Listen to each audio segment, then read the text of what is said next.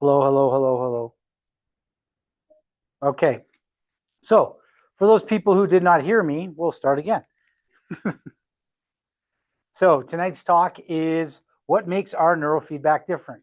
So we're going to be doing a broad overview of why we do the things we do in our office, why there are certain modalities that we do, why we do them, the order we do them in, how they help, what builds on each, and why each one is important. Yes, sir. Could you define neurofeedback? So the question is define neurofeedback. So neurofeedback is a science in which you measure the brain and then you give it information back to reinforce or inhibit the frequencies that it's producing. Are you good? All right. So basically, neurofeedback is a computer interface with the brain where the brain becomes aware of itself. And then the information that is fed into the body through light, sound, touch, stimulation, vibration, EMF, electricity, feeds back and tells the brain that what it's doing is positive or not as good for itself. It's a mirroring to itself. So with that being said, the first thing we start with, and this is the rudimentary thing that makes us different, is the adjustment. So why is the adjustment so important? Why is the chiropractic adjustment important if you're going to do neurofeedback?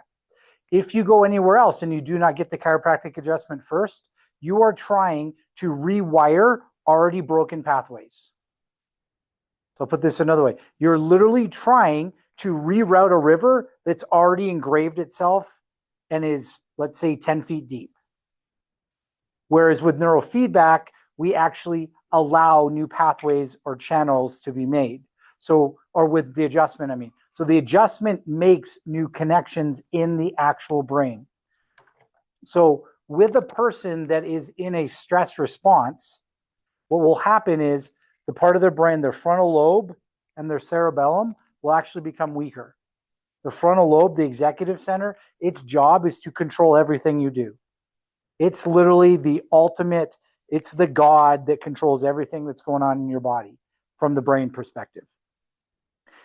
If you are stressed out, less blood goes to the frontal lobe and that part of the brain turns down.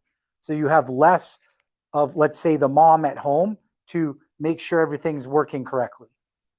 And when that happens, it will lead to neurodegeneration.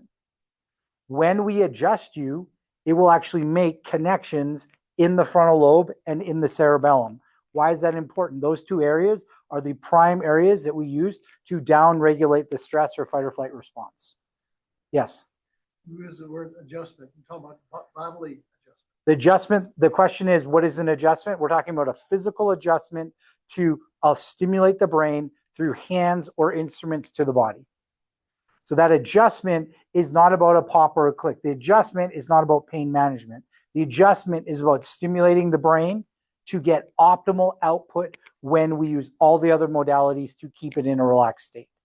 So the adjustment actually resets, breaks, stops the stress response. Stimulates nerve growth in the frontal part of the brain, the frontal lobe or prefrontal cortex, as well as the cerebellum, which then downregulates the stress response. It also makes, on average, 30,000 new connections. So we have new connections instead of old broken connections. And then what we need to do is define how are we going to train the brain to keep these new connections. Because how neurology works is nerves that fire together, hardwire together. So as they fire together, they get nerve growth factor, which actually makes them grow together. And then they grow bigger and bigger and bigger and faster and faster and faster. And they wire harder and harder. So an example is, how hard is it for you to walk? Do you have to think about walking, or do you just get up and walk? Just get up and walk. That's because literally your cerebellum and your motor cortex has wired that pattern so often that you literally start it and it automatically knows what to do. Now, if for some reason you walk with a limp because you hurt yourself, you'll actually rewire yourself to have that limp. And you'll have to change and wire yourself back to not have that limp. So you'll change your model or believe your brain's ability to wire things based on how you interpret the environment. So that lip example is going to show you how we can actually modify the brain when we train it. So the first most important thing that sets us apart from anybody else who does neurotraining or neurofeedback is the fact that we actually adjust you first. And that sets us up. How much does it set us up? In standard neurofeedback circles, to get a switching of brain waves where you produce more, say, alpha and less beta, takes on average 80 visits. With the adjustment, we get that instantaneously. The adjustment alone will change it. That's why the adjustment is so powerful for people, is that when you adjust them, their brain can actually start working correctly. That's why throughout the history of chiropractic, the adjustment has seen changes. Well, I'll give an example from my own experience. I adjusted a fellow in the Dominican Republic who was blind, and his eyesight came back in 10 seconds after I adjusted him. Because the adjustment literally reset his brain, and then he perceived the world differently. There's been different things where you see people get adjusted, their brain starts working correctly, and we watch things like immune problems start going away. We watch things where they used to have a sanatorium where they took care of insane people, and all they did is adjust them and give them good food, and we watched them. There was an 80% cure rate, and that's because you're actually changing the cortex and how the brain perceives the world. So the brain and how it's wiring is really, really important. Then the next thing that's going to set us apart from your standard neurofeedback is the fact that we integrate laser. So the laser is a specific frequency for the brain. We use specifically 808 or 808 nanometers. This frequency will actually penetrate through the skull and go up to 2 inches deep into the brain. So what does that mean in simple sense? When it's put on the brain, it will actually stimulate the brain to make more energy. Why is energy important? As we age, we lose energy producing cells in our body. And those energy producing cells are called mitochondria. So as we age, over the age of 50, we have lost more than 50% of the mitochondria that you have in your body. So that's why it's harder for you to heal as you get older. So if you want to heal quicker, the goal is to make more mitochondria. What the laser does is it will actually stimulate wherever you're putting it to make more mitochondria. Those are the energy packets of the body to make more energy. The energy that they make is called ATP. So how this works is the laser will apply, let's say, to your cerebellum or your frontal lobe if we're training that, and it will make more mitochondria and more energy in that area. When you have more mitochondria and more energy, that area can then heal if it has inflammation. Let's say there is no inflammation and we just want it to work better. Then it has more energy, more mitochondria, a new pathway, and now we can get it to start firing at the rate we want it to get the outcome that you want. Let's talk about, say, the back of your brain. The back of your brain, for most people, produces too much beta or fast brain waves. That part of the brain will actually lead to you being in a stress response. The stress response will then lead to you being prone to poor stress management, racing thoughts, inability to sleep, all these different things. So what we're looking at is that back of the brain, we need to speed it up. We need to make it work better. So what we can do is we adjust you physically, and then we can use a laser. And the laser, Rather small thing. yeah, rather small, but it actually produces a lot of energy. And the laser can be set to specific frequencies to stimulate specific tissue. So each tissue resonates or vibrates at a certain frequency, and the laser can be set at those frequencies. Say we're stimulating the back of the brain where we see a lot of addiction, stress management issues, racing thoughts, sleep issues, all that come from. Then what I can do is I can put it on theta, and we can put it on, I'll put it on red, and you'll actually see that it will pulsate. See the pulsation rate? That's a theta pulsation rate, which is 4 hertz. That pulsation rate will then actually help entrain or get the tissue in the brain to fire at the correct rate. So we're using the laser to put energy into the brain. We're using the adjustment to make new neural connections. We're also using the laser to make more mitochondria so that part of the brain can heal. So that part of the brain, the more energy you have, the quicker your body can actually heal itself. So we got the brain set up by new connections and we've pumped it full of a ton of energy. Then what we actually do is we train the brain to produce the outcome that we want. Now there are different brain waves. So we have brain waves that are fast, like beta, that is 13 to 38 hertz. That's stress. Then we have alpha, which is 8 to 12 hertz. And then we have theta, and that is 3.5 to 7.99 hertz. So when you look at this, and there's other ones, but these are the ones you're going to experience when you're awake. Beta is stress, alpha, calm relaxation, in the zone, in the flow, memory, and theta, subconscious relaxation. It's also where you're intuitive. And for people who do psychological work, this is where you'll release emotional trauma when you go into a theta state in the back of the brain. So what we'll do is we'll find where the brain needs help. And we'll actually train the brain to make these different frequencies by reinforcing it when it does the right thing. That's called a push. Or when the brain goes into stress, we'll do a pull where we augment it through entrainment, basically force it to do the right thing, and that's going to be a pull. So when it does what's right, we push it to go faster, and when it goes more into stress, then we'll pull it back to doing what's right. And this is all done through different modalities. So when the brain learns, it learns different ways. And there's different ways that you experience the world. So you'll experience the world through seeing, you experience the world through hearing, and you experience the world through smelling. We don't do that as much, but you also do it through touch. So the main ones that we use and the main learning modalities that people have are visual, auditory, and kinesthetic. So we'll use all those modalities or stimulation tactics to reinforce the brain to do the right thing. And when you do that, it will actually hardwire the new pathway to keep firing the right way. So that instead of stressing out and producing more fast brain waves that make you get sick, when you stress out, you actually slow down and stay healthy. See what I'm saying? So you're actually modifying the brain so that when it interprets the world through stress, it doesn't do the pattern that made it sick. We can make it do the pattern that make it healthy. And how do we figure out what that is? We do an EEG or a brain scan on you. We put probes on your head, have you open and close your eyes, and those frequencies and patterns that we see tell us how to help you fix the underlying issue. So let's say you're somebody who has an immune issue or poor stress management, or you're prone to self-medicating, or you have anxiety or depression. All of that can be coming from the back of your brain, the subconscious part. That part of the brain you're not aware of.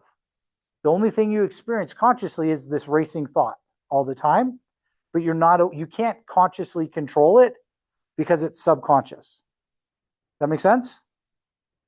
That part of the brain usually comes down to a theta, slow, divided by beta ratio that is less than 1.8. Usually that's what normal is, 1.8 to 2.2. What I usually see with people is that they are running around 1 to 0.5.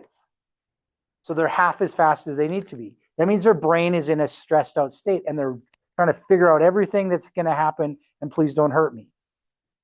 So then what we do is, this is how we're different. Normal neurofeedback, what happens is the probe is put on your head, and when your brain produces the frequency that is desired, you will be given music and you may have a picture change.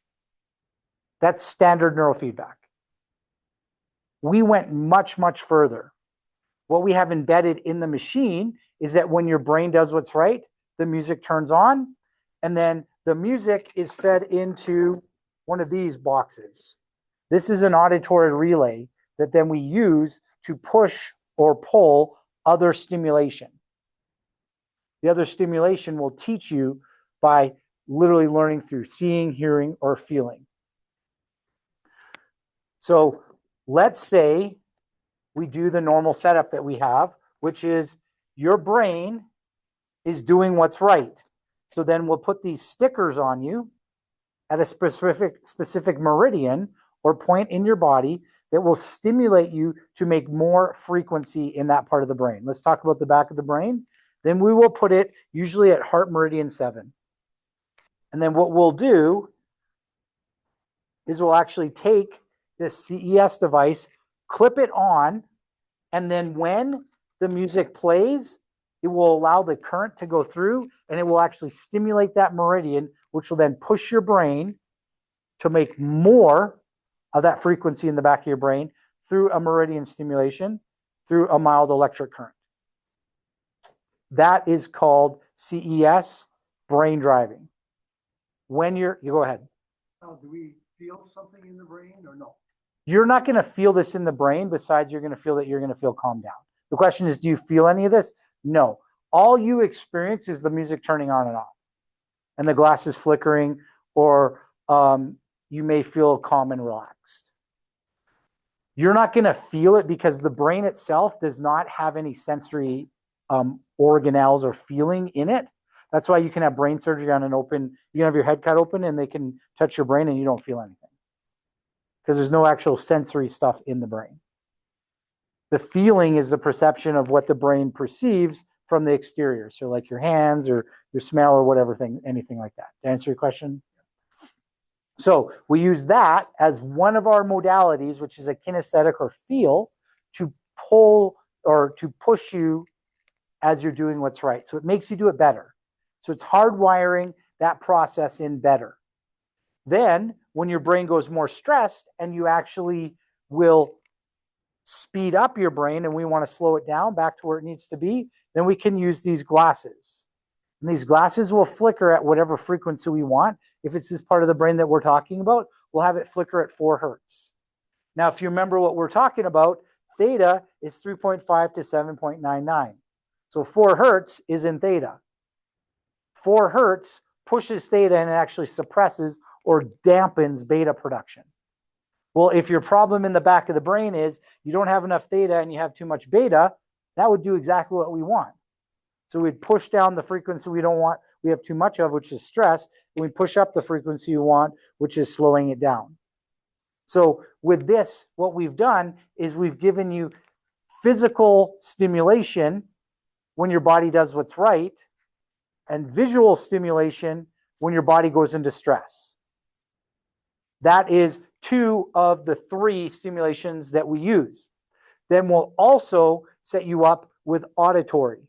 So we have the headphones and we put them on and music will play. Now what you'll notice is when the music plays, it plays when your brain is relaxed, but when it gets stressed out, there is an embedded static noise that you hear. This is called a harmonic. This is not in normal neurofeedback as well.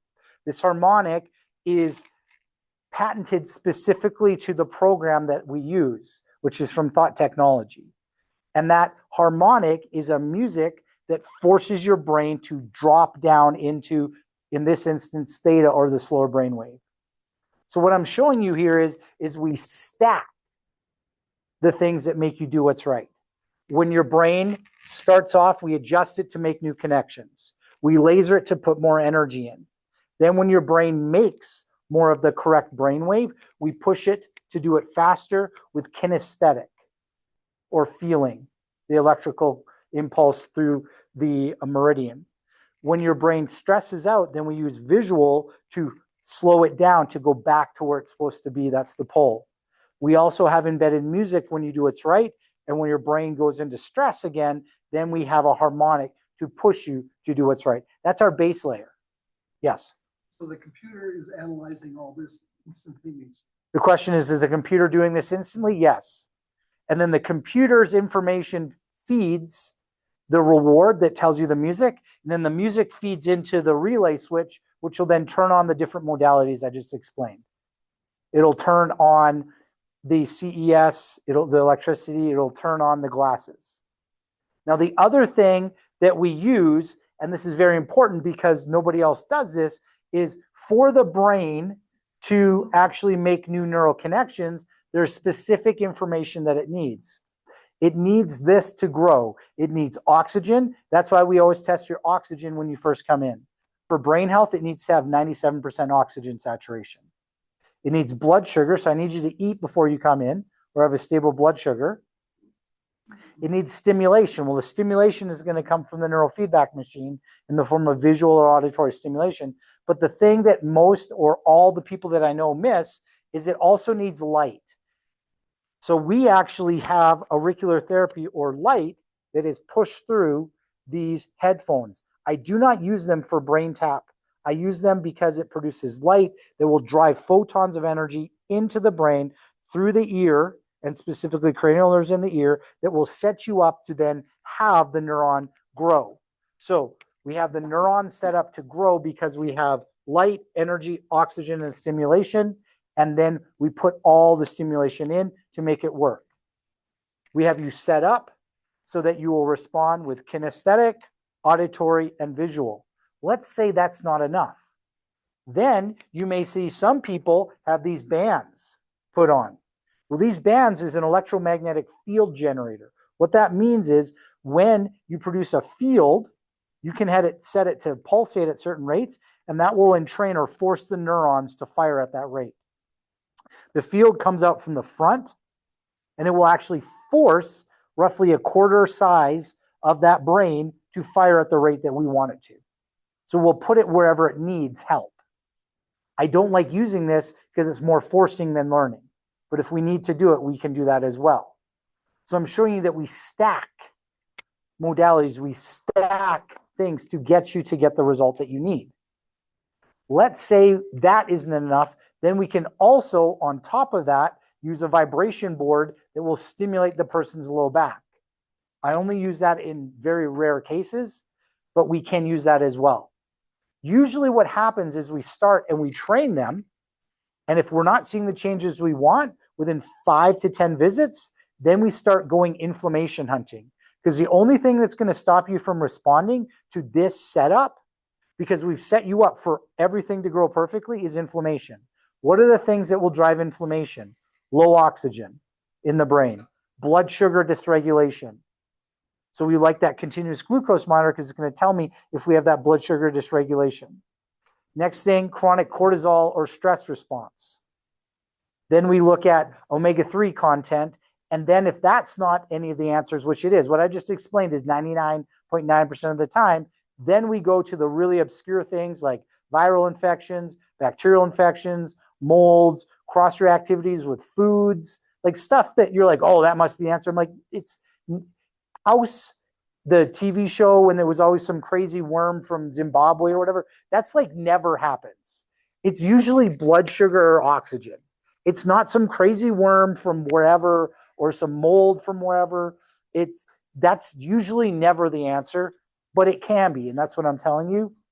Then we start going into crazy world of maybe the foods you're eating is causing it, maybe the mold in your house is causing it, maybe you have a chronic viral infection that's causing it, maybe there's maybe. Do we usually have to go there? No. But I'm just telling you because that's when we dive into functional medicine to figure out what's causing the inflammation. Because if you're not responding, there is some inflammation stopping you from responding.